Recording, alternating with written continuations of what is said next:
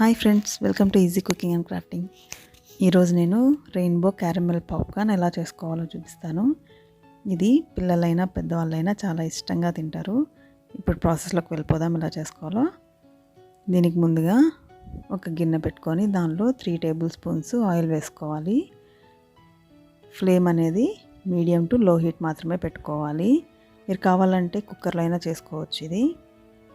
ఇప్పుడు దీనిలో 1/3 కప్పు మొక్కజొన్న గింజలు వేసుకోవాలి.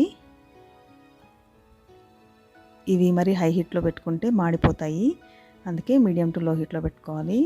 ఇప్పుడు పాప్కార్న్ అనేది ఒకటి వచ్చింది కదా మనకు, అలాగ ఒకటి వచ్చినప్పుడు మూత పెట్టేసుకోవాలి. మూత పెట్టేసుకుంటే అన్ని పాప్కార్న్ మనకి రెడీ అయిపోతాయి.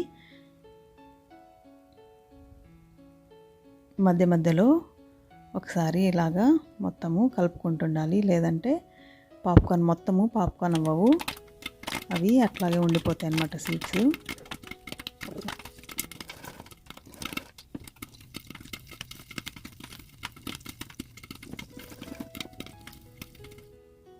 ఇవి మనకి సౌండ్ ఆగిపోయిందంటే పాప్కార్న్ రెడీ అయిపోయినట్టే. చూస్తున్నారు కదా, ఇవన్నీ రెడీ అయిపోయాయి. ఇప్పుడు గిన్నె పెట్టుకొని దానిలో 2 టేబుల్ స్పూన్లు షుగర్ వేసుకోవాలి. దాంతోపాటు 2 టేబుల్ స్పూన్లు వాటర్ వేసుకొని ఫుడ్ కలర్ యాడ్ చేసుకోవాలి. ఇక్కడ నేను ఆరెంజ్ కలర్ యాడ్ చేస్తున్నాను. పాకం అనేది మనకి వచ్చిందో లేదో ఎలా తెలుస్తుందంటే, మనకు బాగా ఎక్కువ బబుల్స్ వస్తున్నాయి అని అంటే అది రెడీ అయినట్టే. పాప్కార్న్ దానిలో వేసుకొని మొత్తం కలుపుకుంటూ పాప్కార్న్కి మొత్తానికి పాకం పట్టేంత వరకు కలుపుకుంటూ ఉండాలి.